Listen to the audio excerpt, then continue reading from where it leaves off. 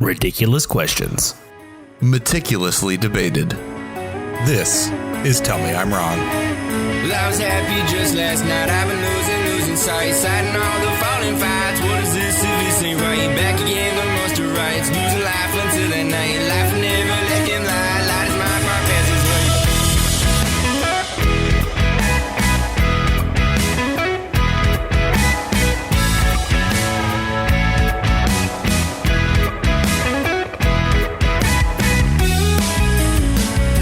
Hello, everybody, and welcome to Tell Me I'm Wrong. I'm Ryan, and I'll be moderating this week. I'm Josh, and I'll be a debater. I'm Joe, and I will be the other debater. And let's get ready to rumble. Let's go. Yes, it is Rumble time in America. It is that time when our two Wrestle Boys get really excited about the Royal Rumble that is upcoming. The absolute best pay-per-view of the year. By the way, it's better than WrestleMania. It's better than the show of shows. According to my research that I conducted, what you have just said is factual. That even though WrestleMania is the premier event, the Royal Rumble tends to be most favored by fans. Well, I think maybe WrestleMania is the best overall pay-per-view, but the Rumble has the best match. Yeah, the Royal Rumble is a classic match. It's a ton of fun, even if you don't like wrestling. Like Ryan, look, if you want to come and watch the Royal Rumble at some point in the future when there's not COVID going on and we can enjoy each other's company again, I would encourage you to do so because I think you would actually enjoy it for the first time ever. Rachel even said she enjoys the Rumble. I have an idea for you guys. And I actually, while researching this, had my first thought of, I think I would enjoy this. So big step, because at some point, if it wasn't COVID, I would for sure be, planning to watch this with you guys. You can watch it on your own for only $9.99 a month with the WWE. I think you could actually watch it for free because I think your first month is free. There you go. Oh. You can watch it for free. Maybe I'll watch it and then FaceTime you guys at the same time or something. But I thought it would be fun for our non-wrestler fan listeners like me, for those that I'm representing, for me to explain what the Royal Rumble looks like. So you guys are obviously very familiar. I got all of this information from the internet. So here we go. This is the word for word, just general description of the Royal Rumble. Okay. The Royal Rumble is based on the classic Battle Royal match in a number of wrestlers, traditionally 30, aim at eliminating their competitors by tossing them over the top rope, with both feet touching the floor. The winner of the event is the last wrestler remaining after all others have been eliminated. Now, I also looked at just some facts about the Royal Rumble. It is an event that has been produced since January 1988.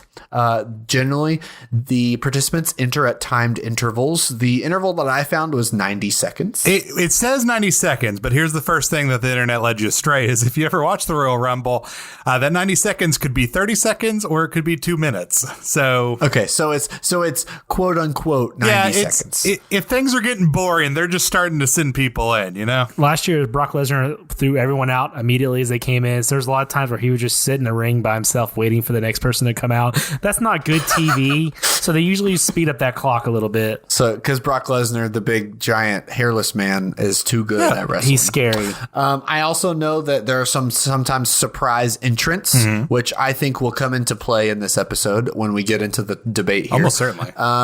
And it can often be a launching point for wrestlers into superstardom, and that the winner is awarded a title match of their choosing, because there's multiple titles they can choose to win. So they get to pick which title and show they want to go to by winning that title. And sometimes they change up the format too. So my favorite Rumble of all time is the 1992 Royal Rumble, which I think even non-wrestling fans might be familiar with, because in that one, the title was on the line. Whoever won the Rumble won the title. And Ric Flair won the title in that match and then gave his famous promo where he says... Is that the woo? Yeah, with the woo. Woo! I know the woo. And he said, that's when he gave the promo that I'm sure a lot of people have heard with the, with a tear in my eye. This is the greatest day of my life. That has to be the most famous wrestling moment of all time, right? Or Austin 316. But like moment, I don't know. The Austin 316 says, I didn't know that was a moment. Oh, yeah, that was like a promo he cut. And he says, I just thought that was his thing. I've heard of John 316. Well, here's Austin 316. That says, I just whooped your ass. See, I still think with the tear in my eye. Well, and if you're a friend of the show, you may know our friend Nick Scott, who will quote this promo in public. Nick Scott will state this promo out loud, especially if he's had adult beverages. He will yell this promo in a bar. So, Joe, what was your favorite Royal Rumble? My favorite Royal Rumble was Royal Rumble 1999. That was the peak of the Attitude Era, and that was when Vincent McMahon fought Stone Cold Steve Austin as 1 and 2.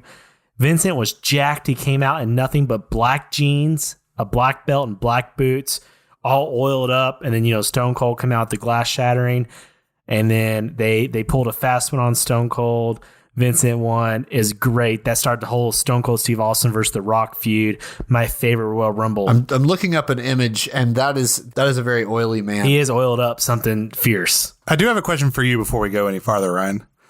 Was your research what led you to actually oil yourself up for this? And get absolutely jacked? Unfortunately, you didn't do that part. You only did the oil part. I just don't know why you're only wearing wrestling trunks. I told you, I'm becoming a wrestling fan. I just wanted to get into the mood. So we decided we really wanted to talk about SEC basketball coaches and try to get out our frustration as basketball fans in a different way. So I told the guys, I want you to pick an SEC basketball coach, and I want you to tell me why they are going to win the SEC basketball coach Royal Rumble. Now, what's on the line in this Royal Rumble, Ryan? Well, I'm glad you asked, Josh. And what is going to happen is, one, bragging rights, because they love to trash talk each other and subtweet each other. But two, there is going to be a double bye in the SEC tournament, because as the Royal Rumble is high stakes, you get a title match. So follows the SEC Coach Royal Rumble. I'm not only excited for the bye, but I'm excited for the direct trash talk, because the coaches all do indirect trash talk to each other. The promos going up to this, where they just clown each other for a month straight going into the Rumble, would be just peak television. We may have to do a whole nother episode on this, just talking about coaches putting up promos, because Calipari is not going to be good in this fight, but he could drop some promos. He would put people out of the ring before the match even started. Absolutely. All right, so I think we need to get into the coaches. I want to hear some points. I want to hear some concise points. I need some facts. I need some data, but I also need some personality, and I need some flair. So, Joe, I'm going to go to you first. I want to hear your coach, and give me a little bit about the personality they're going to portray, their look, their music. I want you to give me the full picture. Okay, I chose Mr. Sandstorm himself, Frank Martin of the South Carolina Gamecocks. If you ever watched a South Carolina football game, you've heard that stupid Sandstorm song about 46 times. They play it constantly. He's a 6'2", 6'3" easily 250 pounds. Grew up in South Miami. Just a big hulking dude. Very intense, very angry, and just, I would say the word I would use is scary. That would be fair, yeah, especially with the shaved head. Yeah, he's my Kane. Mr. Glenn Jacobs, the mayor of Knoxville. Kane, yes, he's a political figure now, but that's Frank Martin is the Kane of the SEC. We banned politics on this podcast since the election, Joe. I don't think Kane is any. If Kane doesn't get his way, he just choke slams you through the table and goes on. Makes city planning meetings exciting. Give me a little bit about the personality that he is going to portray, the character that he's going to portray in the ring. Frank Martin, this is his whole life, is he's been about fighting. He's fought for his position as a coach. His first job during college was a bouncer at a nightclub that he threw an entire group of men out. And he was there one night, and that was his job until there was gunshots fired at him, and he quit because of that. He started high school coaching, went on, moved up to college, and then as assistant coach Cincinnati, then Kansas State, and then South Carolina now. Frank seems to be mad and wants to take anyone and anyone out, so I don't think he has any kind of alliance to anyone. Frank has known his whole life he has to fight for Frank, and that's only one he's fighting for. I think that's a good analysis there. I mean, the crazy eyes, and ever since he decided to do a rebrand and just shave the head, I think the scare factor has really gone up. And I also think he's suspicious of others helping him, because he's not had a lot of help in his life. And he watched Royal Rumble 2020, and he saw Randy Orton turn on Edge, and they were so-called best friends. So he's not trusting anyone in this Rumble. He is out for Frank. He's angry, he's mad, and I think it's important that his attire and his entrance music matches that. For entrance and exit music, I chose Bodies by Drowning Pool. I don't know if you guys are familiar with that song. Let the bodies hit the floor. Let the bodies hit the floor. Whoa. Yeah, I can do some screamo. I actually think that's good. So, and he's going to come out, it does the whisper at the end, let the bodies, and he's just standing there. And then when it hits that big, he turns and shakes, and just all his veins pop out of his neck, and now his bald head, and he's there. And he is, I had 2 outfits for him. There was one was a full-on NCAA collegiate wrestling singlet. Yes. But I don't think that's it. I think he's coming out in the Vince McMahon outfit, black boots, black jeans, black belt. He's oiled. He's angry. He's sweaty. Yeah. And when that body's hit the floor part hits, he does a full on Hulk Hogan flex, and just everything is popping, and he's wet. You don't know why, and angry, and just intimidation is going to be at the utmost. Now, I will say this, you all. It might, as fans have told me I'm wrong. We do actual research. Sometimes. And I'm sad to say I Googled Frank Martin shirtless. Oh man. You messed up your algorithm forever. So if you do that, I just want to give you a heads up. You will only get pictures of Jason Statham for the movie The Transporter, because his name is Frank Martin. And if the real Frank Martin looks anything like he does in that movie, I'm going to win, boys, because he is jacked. So I'll just everything but my fighting style. So I'll let Josh have a turn to lose, and we'll go from there. All right, Joe. I think that is honestly a very good pick, and so I feel like Josh has his work cut out for him. Let's hear about the coach that Josh picked. Okay, so I kind of went a different route. Joe obviously wanted to tackle this debate by finding the most like hulking, angry, aggressive guy in the roster. However, while that type of wrestler is often, successful in the Royal Rumble, there's another type of wrestler that I think is more likely for current day Vincent Kennedy McMahon to pick when he's booking the Rumble. And so that is the one and only Auburn head coach, Bruce Pearl. Excellent. Now, I know he's not the most athletic guy in the SEC. You could look at a guy like Quanzo Martin at Missouri. Great athlete, fiery personality, love his passion. He'd be good. He's in my top 3. Jerry Stackhouse, former NBA player, head coach of Vanderbilt. The only athlete. The only athlete. And those are great options. You got Buzz Williams, who I think would be kind of crazy out there. I feel like Buzz Williams could sneak by some people, but I like this choice. And then you've got a few folks that are obviously out early. Our beloved John Calipari, gone. He's not even getting into the ring, in my opinion. And if he does, it's only to take out Tom Crean. There were several when I was doing my order of when they would leave. It was really those first 8 is really just like, okay, yeah, you're gone. Gone. Ben Hallen, get out of here. Yeah, Ben Hallen, Kermit Davis, Mike White, John Calipari. I actually didn't have Buzz Williams down very far. Tom Crean made it a little farther than I expected to when I was actually going through the. I think you need to redo your list. So, anyways, my point being, there's a lot of good options that could be selected out of this batch. But the reason I got Bruce Pearl is for a couple reasons. First, great mic skills.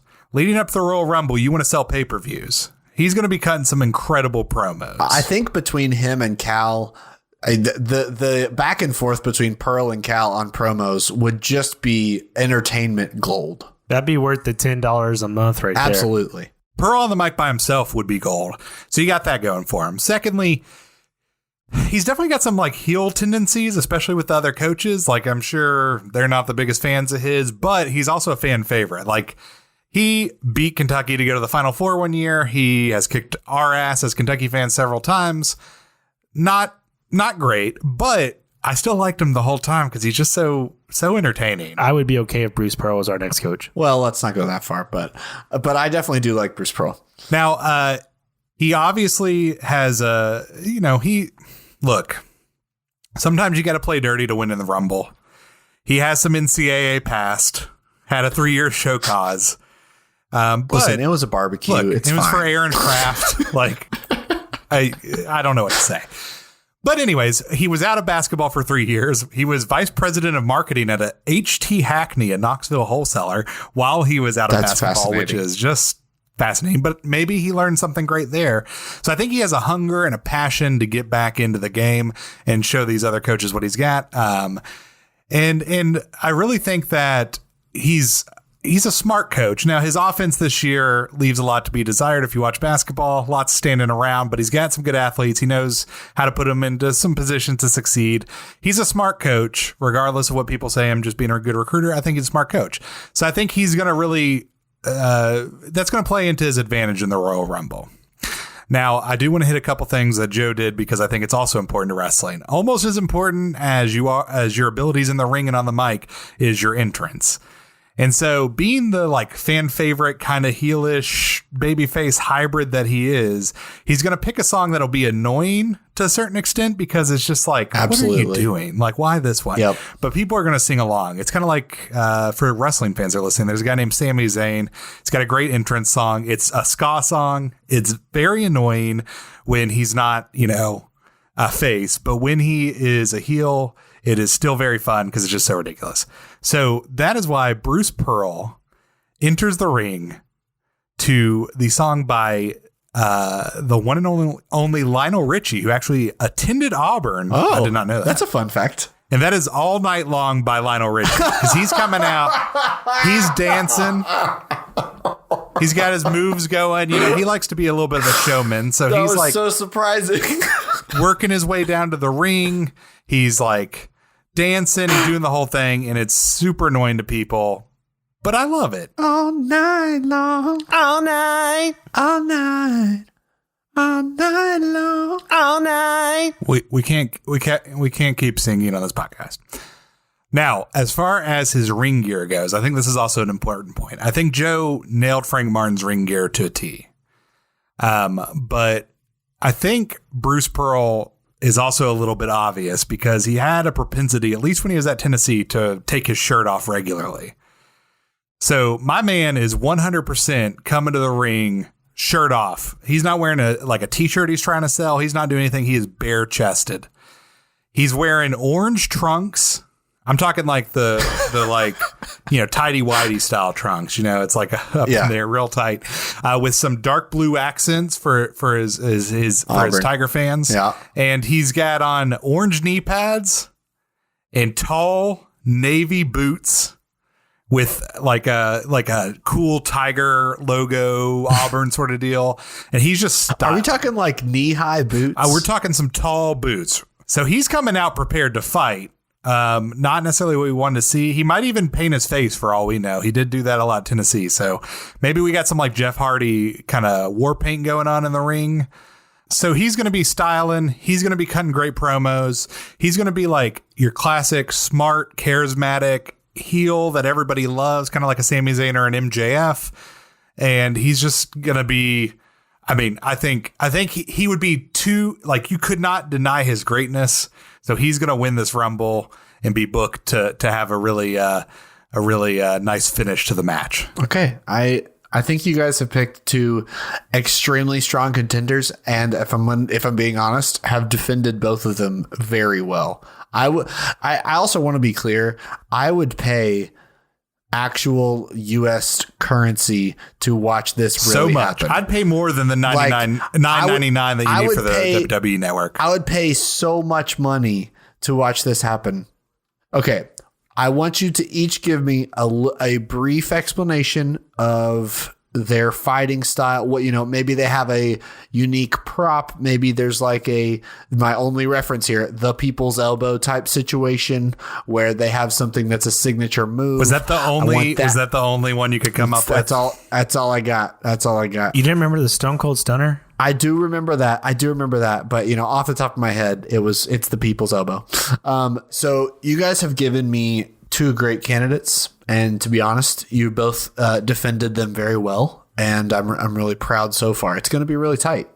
So what I need you guys to do is give me some sort of fighting style and maybe a signature move if they have one that's more optional Then we'll go to the mod office, and when we come back, I've got a way I think we can settle this. So let's go to Josh first. All right. So as it comes to like Bruce Pearl's fighting style, like I said, he's not the most athletically gifted, not the best. So I think he's going to be a really kind of smart heelish type of character in the ring. So he's going to have a pretty limited moveset, but he's going to make the most of what he can do. He's going to do a lot of classic heel stuff. He's going to slide out of the ring a lot, like under the bottom rope. So he's like not out, but he's like buying his time on the outside. He's going to get back in. He's going to give some chops to some people. He's not a high flyer, so he's avoiding, falling off the top rope real easy. You mean Bruce Pearl isn't going to flip off of ropes and jump over he's staying people? On the ground. He knows what he's doing.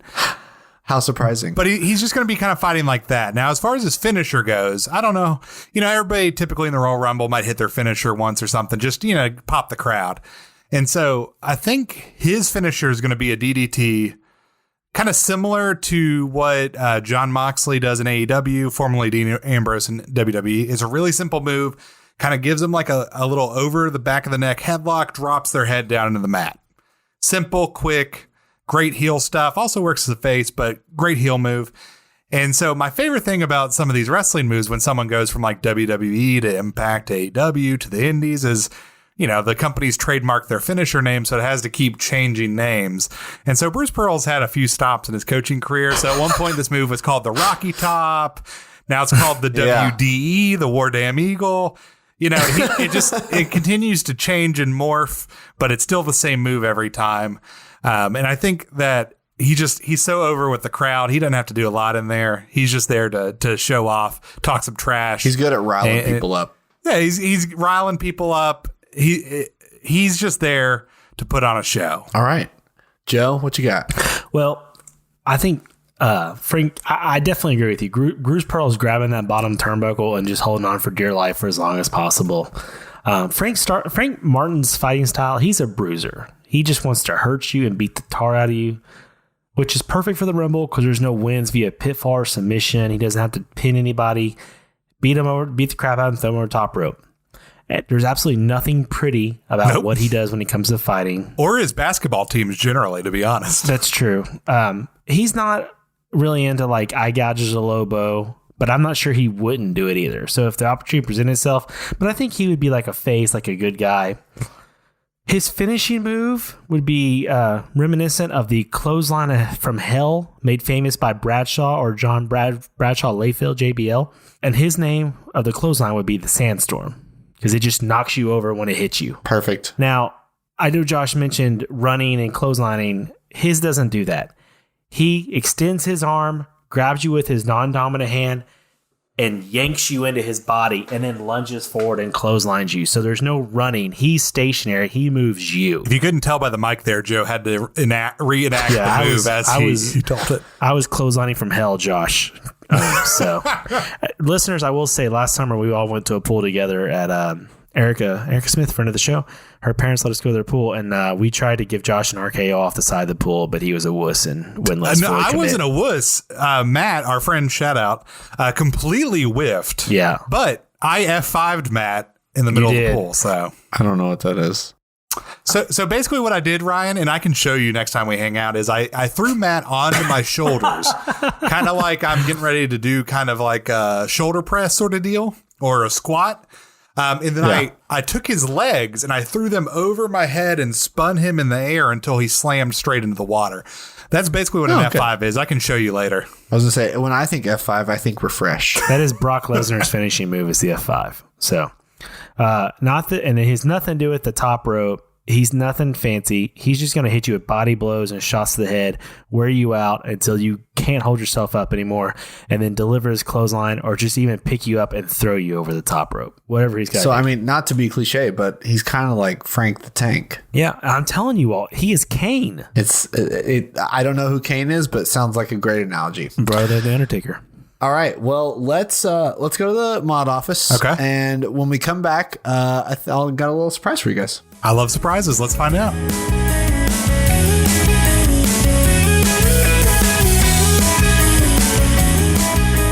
Josh, did you get any good electronics for Christmas? Yeah, I actually got one of those adult massagers from Brookstone. I don't think I'd call that electronic. I think I'd call that a body positive motor.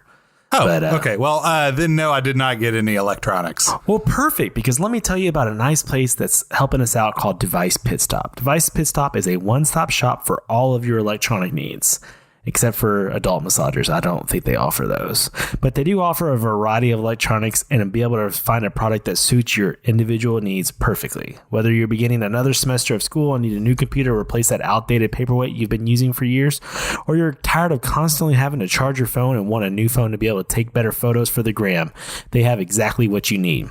Device Pit Stop offers a wide variety of products such as iPhones, MacBooks, desktop PCs or laptops, gaming PCs, smartwatches, earphones, or other accessories to make everyday life that much easier. Joe, do you know if they do Peloton repairs? Because I own a Peloton now, so just like in case something goes wrong. No, but if you don't quit mentioning your Peloton, you're going to have to get it repaired because I'm going to come over and F5 it and rip the screen off the front of it. It's pretty heavy, but I've been working go back out. to your ad. Go back to your ad. This month, Device Pit Stop was kind enough to give us a promo code to use for you guys. So when you go visit www.devicepitstopky.com and use promo code TMIW, you will get 10% off your entire purchase. That promo code is TMIW, and that gives you 10% off of any purchase at www.devicepitstopky.com. Or they have local stores in Lexington, Owensboro. If you're local, you definitely head on over there and tell them we sent you. Once again, we want to thank Device Pit Stop for their support this month. They've been a great friend of the show, and really we wouldn't be where we are without them. So make sure you give them a visit. Definitely let them know we sent you, and just thank you again, Device Pit Stop. All right. We also want to thank everybody for listening.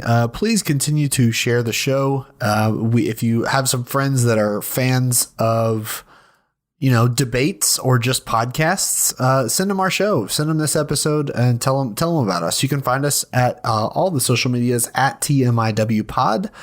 You can also head to our website and send us an email. Give us some debate topics. We recently got an email with some topics suggested for us that we're definitely going to use on the show. So if you want to shout out on the show for, or just, give us a reason to talk about something that you like, please do that. All right, we're going to head back and we're going to decide this debate.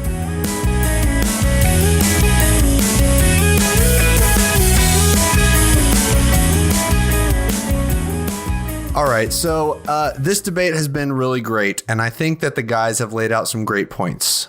The problem is, I just don't know if I know enough to be able to weigh in and to really make this decision. So this week, I was talking to somebody on Instagram, and I think he might be able to help us out. I think he's very well suited to give us an expert opinion. So I'm going to have you guys lay out your points for our special guest. I would like to introduce to the Tell Me I'm Wrong world. This is Tom Hart. Tom Hart is a television announcer for ESPN. He is part of the great SEC football announcing team with Jordan Rogers and Cole Kublik. And he's also the lead play-by-play voice of the regular season SEC baseball and basketball. Tom, welcome to the show. Thank you so much for joining us. What's up, boys? Let's do it. I got some thoughts here, and I want to prove everybody wrong. So I think I'm ready to go. I'm really glad you're here, right. but I just want to point that we were not warned that this was happening, and this is some real Vincent Kennedy McMahon bullcrap. You bringing someone on and springing it on us. This is not cool, Ryan. It's what I'm doing as the commissioner. All right, Ryan. Well, you caught us off guard, but I am certain with Tom here, we are in capable hands. Tom, did you ever watch wrestling? Yeah. I didn't grow up in the South, though, so I feel like my wrestling experience, as a fan or as a kid was all commercialized. Like, I went to the big department store of wrestling where folks who grew up in the South, they got the mom and pop store experience too. Like Memphis wrestling. I mean, just this incredible content that was like maybe in your own backyard. I never got exposed to that. So when I moved to the South, I was like, wait, this is there's a lot more out there than you think there is. No, I was exposed to it early on. My first job out of school was doing play-by-play in the minor leagues. And I was working for the Capital City Bombers in Columbia, South Carolina.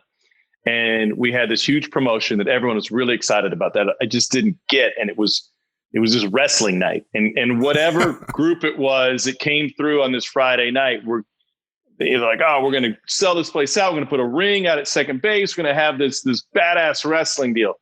And I was like, really? Like, this is a big deal?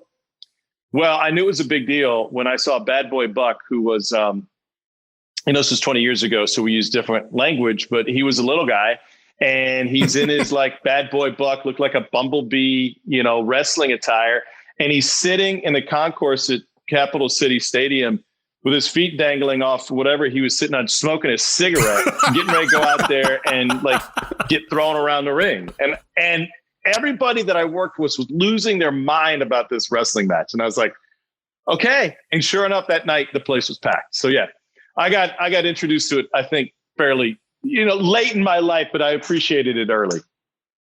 So let's jump right in. Josh, you laid out some great points. Give me some bullet points of why you think your candidate is the one that's going to last. Okay, Tom. So basically, when I was looking at my list, and I explained this a little bit earlier in the episode, but I wanted to I think the person that's going to win the Royal Rumble is going to be a great personality.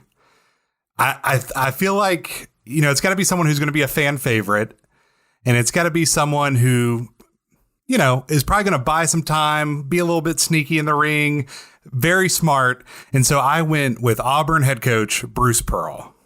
Ooh. Now, yeah, that's a good one. Is he the most athletically gifted of any of the coaches in the SEC? Absolutely not. Jerry Stackhouse is a former NBA player. I think we'd all agree athletic. He's definitely the most athletic coach in the SEC. Who's Jerry Stackhouse? It's not even close. Not a doubt. Not a doubt. And so essentially, my argument boiled down to the fact that in a Royal Rumble, you're in there with up to 30 people. We've got 14 here. You're going to need to have someone who's smarter than the rest of the gang, who the fans love, and who is going to really be able to team up with people because they like him. Some of the other coaches like him. But he's also going to be able to play for himself and kind of, stab some people in the back if he needs to.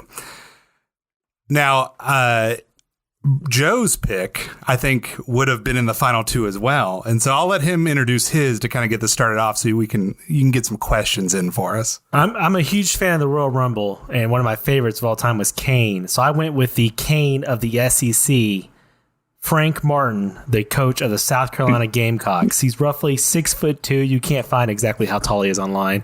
And he's at easily 250 pounds. He's tough, grew up in Miami. His first job was a bouncer at a nightclub, and he only quit because he got gunshots fired at him, and that's too much for him.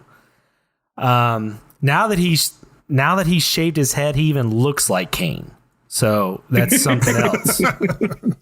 Personality-wise, I think you would all agree he's by far the most intense and angry coach in the SEC, and most of the times when I watch South Carolina games, I am fearful of my own life, and I am not playing. There's a good chance he would Hulk out before he even made it to the ring. And his fighting style, guys, he's a bruiser. He's going to beat you up. He's not jumping off the ropes. He's not running around. He's just going to wear you out with body blows and headshots until you're either tired, and he's going to pick you up, throw you over the ring, knock you over the ring, whatever he's got to do. But he's bringing his lunch pail. He's blue-collaring it. And he's going to town just like Otis. He is going to take you out. Nothing's fancy, but he's winning that SEC Royal Rumble and bringing that victory home. I also feel like Frank Martin could tank a few hits. I feel like he could absorb a few blows just out of the sheer crazy-eyedness. Now, my rebuttal to that, just before we let Tom ask a few questions of us, is Frank Martin. If we came down to the final two and it's Bruce Pearl and Frank Martin, I think in my final three, I picked Quanzo Martin as the one of the final three contestants. Same. And what I think is going to happen is I think Bruce Pearl and Frank Martin are going to team up to take him out because Quanzo's fired up. He's athletic. He still is in good shape. And I think they're going to work together to make that happen. And then right after they get out, Bruce Pearl's going to stab Frank in the back and try to throw him over the top rope. And then Frank's going to lose his mind and run at Bruce to hit him with the big clothesline over the top rope. But Bruce is smart. He's going to drop down. He's going to pull that top rope down. Frank's going to go flying onto the floor. Well, I definitely think that's an opportunity. But I would say this. Frank grew up. He didn't play college ball. He started coaching high school in Florida. He had no help getting there. He coached high school ball, went on Northeastern to Cincinnati to Kansas State, and then on to where he's at South Carolina. Now, he hasn't had any help. So I think in a Royal Rumble, Frank is not going to rely on help because he's always had to do it by himself. So he's not going to team up with anybody. He's out there to protect Frank and Frank's own. So this teamwork mentality is not going to work. All right. I think you guys have laid out your points.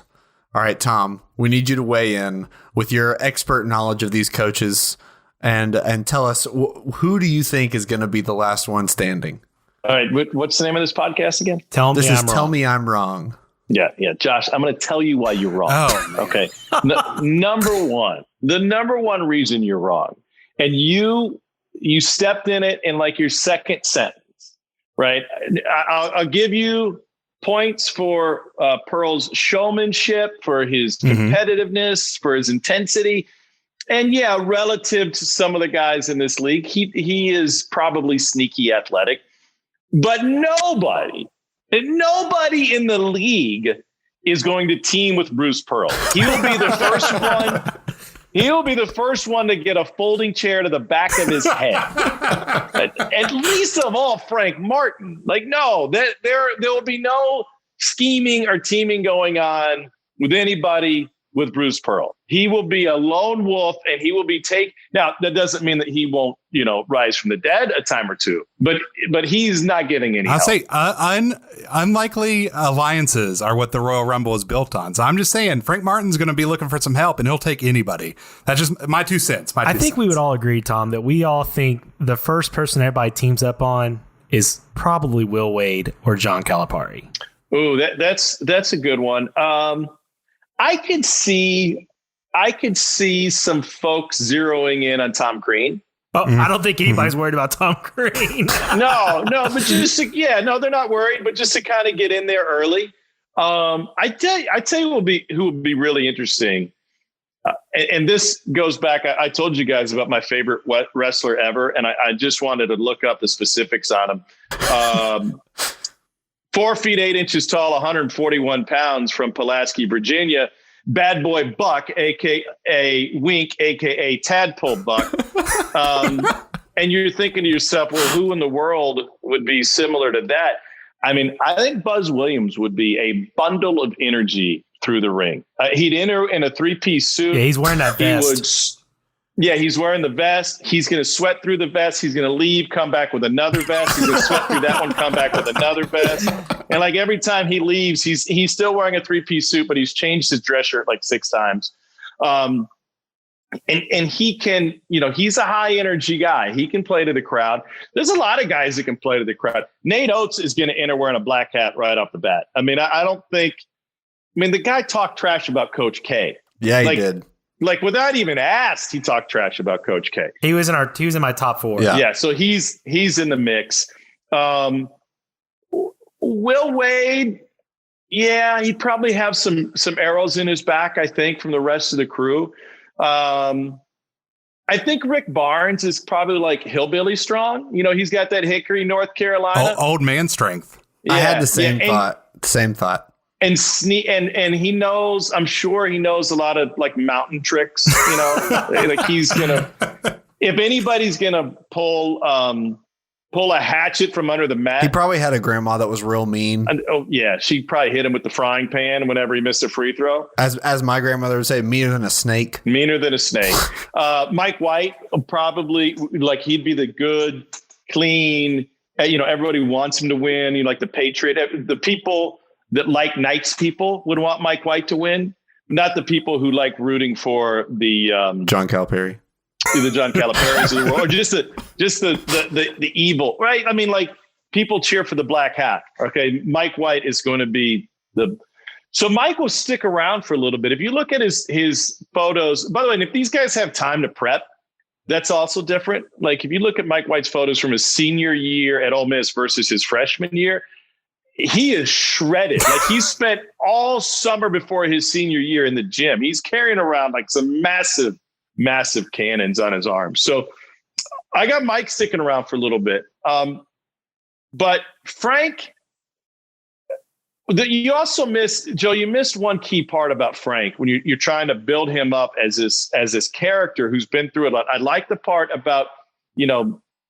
being the bouncer and having gunshots come his way.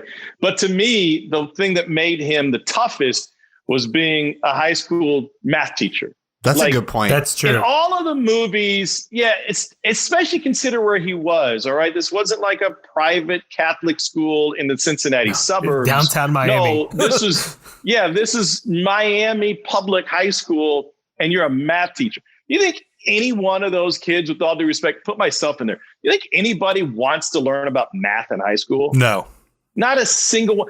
And like, you could really play that up. He could come in wearing, a teacher outfit, maybe put some glasses on. He could be firing erasers at people left and right. like IRS.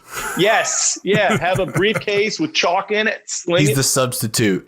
The substitute. Yeah. The math teacher. I'm just picturing being the kid who's acting up in that math class and getting those eyes looking at you from across the room. Man, you stop acting up immediately. Yeah, I would immediately just turn in extra homework. Yeah, I would steal other people's homework and be like, Mr. Martin, look, I did all of this. Please give me credit. I want to make you happy. I think we're about, a decade away from his athletic heyday, like even with old man strength. Who else would be kind of in the mix before I get to You haven't mentioned your alma mater, Quanzo Martin. I feel like he's going to be in there. No, here's the thing. Konzo's winning the whole damn thing.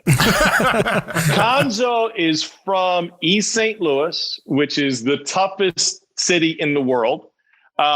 He is wicked smart. He is incredibly athletic. He played for Gene Katie. I mean, listen, all these, I'm just like thinking about where these guys came from. He played in the Big Ten. As much as we love the SEC, what's tougher than the Big Ten? Like they have knives in their socks when they go into rebound. Like that's playing dirty in the Big Ten. So yeah, I've got, and people like Konzo. Like he's quiet. He's a baby He doesn't face. get into people's business. He's got the baby face. He lets coaches do their thing. He doesn't show anybody up.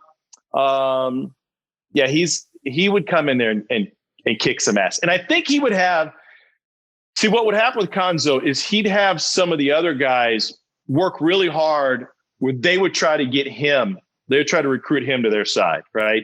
Like Nate Oates or Eric Musselman, like right off the bat, they'd be like, Konzo, man, hey, we got to team up. And they'd come up with some big elaborate plan. Eric Musselman would have like big, like poster board sheets laid out of how he expects the match to go and what Konzo's role is. Yeah. And a scouting report on every guy. And he'd want Konzo to memorize it. And this is how we're going to approach this. And Konzo will be like, yeah, I'll just go kick their ass. How about I do that? But then Musselman would get his ass kicked, and then Konzo would be the one left. So I could see that going. I could also see if we wanted to go with the final three, just to stay on topic, being Frank and Konzo and Pearl. Those were my final three, actually. Same. Somebody's taking Pearl out. And then those last two, Frank and Konzo, they're doing the hand hold together. Like they're going to stare at each other and mean mug. And then they're going to smile. The Martin brothers. Martin brothers. They come back and they're long lost relatives, Kane and Undertaker style. That's the storyline underneath it all. It's really just the Martin starting brothers. A new feud. Now, before we get your decision between mine and Joe's picks, our big question, we're all Kentucky fans, as we've mentioned many times on the show.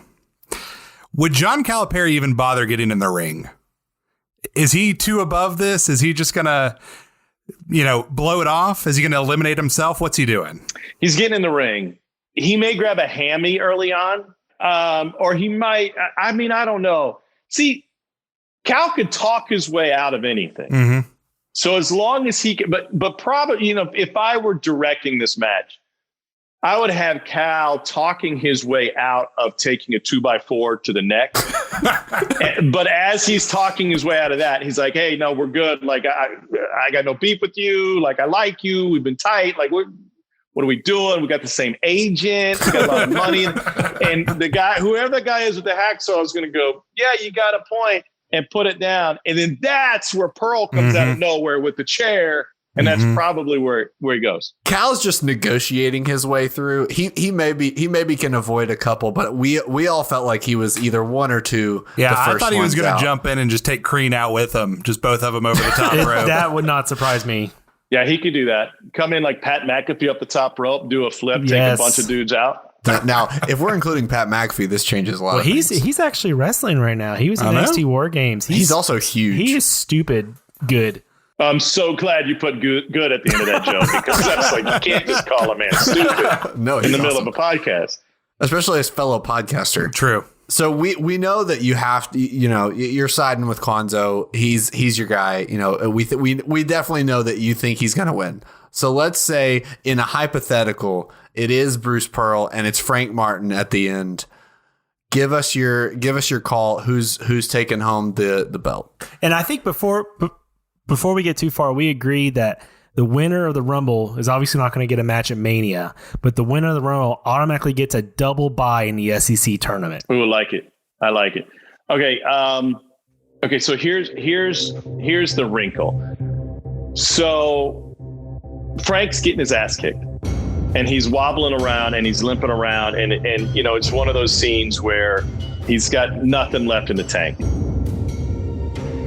and then he gets taken down. And Pearl is about to put the finishing touches on him. And then Andy Kennedy and Bob Huggins come wobbling out of the bar. And they go straight to the ring. And they're like, what the hell is this? And they get Pearl off. And Frank is going to win this thing, right? Like, it's over. We got the hero. And then Gus Malzahn hits both of them over the head with a chair. And you're like, Gus, you don't even work here anymore, man. What are you doing?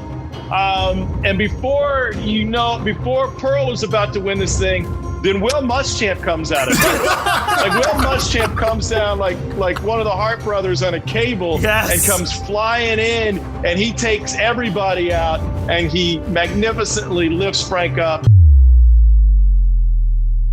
And Frank wins the whole thing. That is awesome. That is the best case scenario and one of the most beautiful moments that we've had on our show.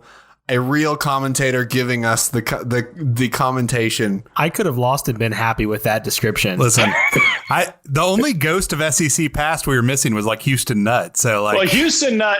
Maybe we need to book Houston him on Nutt this thing would come too. out in like an Arkansas shirt, and then an Ole Miss shirt, and then Tuberville would be like, where's my shirt? What am I supposed to wear? And they'd be bouncing. And then Kevin Steele would be like, I can back anybody up that needs, like I can be the part-timer wherever. I just want to know how long Kevin Stallings would have lasted in this I was thing. about to say Kevin Stallings. I think Kevin was probably pretty tough back in the day. But I remember one year, a few years ago, when I kind of first got into the SEC, I went to shoot around, and he was generally, like, if you got him one-on-one, he could be a nice guy, but he generally had a pretty surly attitude, around me. I bring out the best in people. What can I say? And I remember one day I was like, hey, can I just like rap with Coach for a couple minutes, talk about the team? And the SID was a great guy. And he's like, he's not in a great mood. I was like, dude, I only need like 3 minutes. Well, little did I know that Kevin Stallings was having back spasms. And like, if anybody's ever had a back issue, it's the worst, right?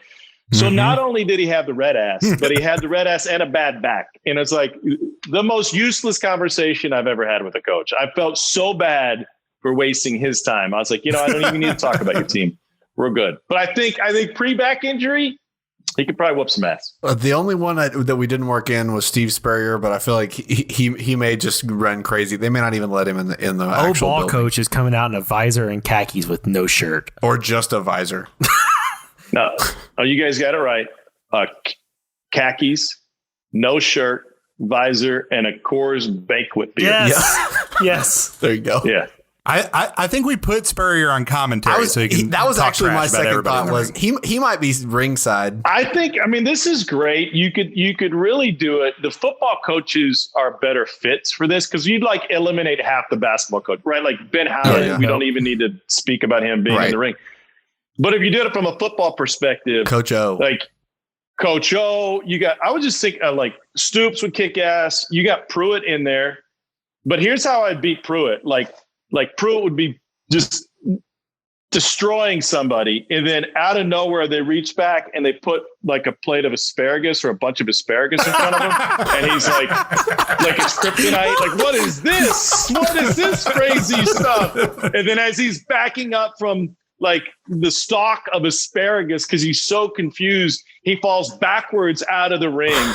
And but the funny part is he falls backwards into like another $5 million a year job.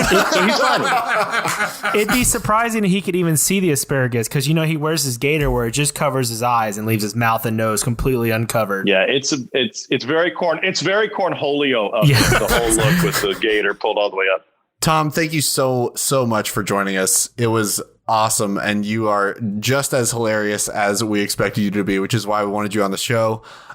If you want to give any sort of shout out, where can people follow you? Any projects you're working on the side? I think you should definitely have your own podcast, but as a podcaster myself, I'd subscribe and rate and review. Please subscribe, rate, and review. Everyone who's listening right now. What do we got? I'm just working. I'm just a working stiff, right? I got basketball this week. I don't know when this is going to finally go up. So I don't even know what games I have. Like I show up in my basement, I turn the light on, I log into a Zoom call and I'm like, oh, what arena is that? I guess I'm doing a game from there tonight. So my fear is that I'm going to like come down with the bowl of soup one day and like plug it in and turn it in the clocks and be like 3 minutes to tip. And you've got Mississippi State in oh crap. So yeah, you can find me on the SEC Network or various ESPN platforms. So Josh, Joe, and Ryan, it was fun, man. Thanks for having me. Thank you so much. Thank you so much. Whoa. What the heck? What in the world? Ryan, some heads up. How'd you pull that off? Well, sometimes you just got to shoot your shot. Did you slide into those DMs? And I slid into those DMs, and Tom is clearly just an awesome guy who loves to help people out and do lots of cool things. Clearly. So we are a cool thing, and he decided to do this. Well, I don't know that we were a cool thing until that, but now we are a cool thing. Well, now we're a cool thing. He elevated us. Let's be honest, boys. So first, before we do anything else, thank you so much to Tom Hart for taking time to come on our silly, stupid little show and share his opinions about some SEC stuff and just hang out and have a good time. It was wonderful. I don't even care that I lost. I am still stoked. You definitely clearly lost because the way that he described that ending, I will remember vividly in my mind for the rest of my life. Among the best things that have been on the show. I don't think he even had Bruce Pearl in his top 5. Yeah, he was unimpressed with the Bruce Pearl pick. Yeah. I think I clearly made a tactical error. Typically, I tend to complain a little bit when I lose, but look, he made some valid points. I don't besmirch the man's name. I don't think you can question Tom Hart. I can't. He's the expert. What can I say? All right. I think that's going to do it for us this week. There's not really much else that we can add. We might have some new listeners because Tom Hart was on our show. If you have friends in your life that are Tom Hart fans, share the show. If you're new to our show, welcome. I would like to introduce you to our kick-ass theme song, Jean Jacket, by the band Isle of 8. They're local to Lexington. Go check them out on Spotify or wherever you find music. And we're glad to have you. Just to springboard off what Ryan said, if you are new, make sure you go ahead and follow us at TMIW Pod. We're on all the majors, Instagram, Twitter, Facebook, TikTok, MySpace, whatever. We're on all there. Face Smash, Friendster, hotornot.com. You can find us anywhere. Also, be sure to use that hashtag TMIWPod. Send us your debate topics, which SEC coach would win and which one would and why Coach Cal would be the first one out. We love you, Cal, but you're first. Don't forget to head on over to www.devicepitstop.com. Use the promo code TMIW to get any electronic needs. And while you're on the internet on your phone, head on over, give us a subscribe, and give us a rate and review of 5 stars. That helps us more than anything else we can say. Gets our show in front of new people and helps us grow and hopefully produce better content. And the last thing I want to do is we are looking for sponsors. So if you have anybody that is wanting to do some advertisement, we will be more than happy to use this platform and just get some more recognition of your product, your show, whatever you want to do. If you got an Etsy shop, new show, new album, whatever, go ahead and message us, email us, contact us, DM us, whatever you want to do, carrier pigeon. We'll be happy to discuss. And while you're online doing all of that, head over to TMIWpod.com. There you can send us a note. You can find our social media. You can go check out our merch. You can do all that right there. And new to the website this month, on wrestling websites, you got to have a nice render. And with Ryan being oiled up and shirtless, we got some brand new pics of him up there on the website. So go check out those. You do not want to miss it. And say hey while you're there. We again want to say a huge thank you to Tom Hart for joining us. Everybody go check him out. Listen to all of his broadcasts because he is genuinely fantastic at what he does. He loves to sneak in little like gems and little notes in there. And he's like one of the smartest announcers for that sort of stuff. Always fun, great pop culture references. Even if you do not like basketball, baseball, football, whatever he's calling, you will enjoy his broadcast. He gives you more than your typical announcer would. So we are grateful for people like him in the world. Yes. As always, there is one winner, but we're all losers. Later, losers. See ya.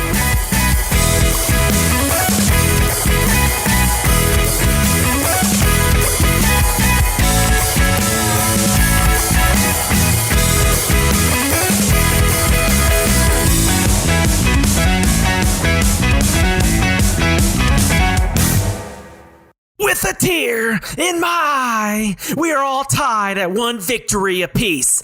Good night, everybody.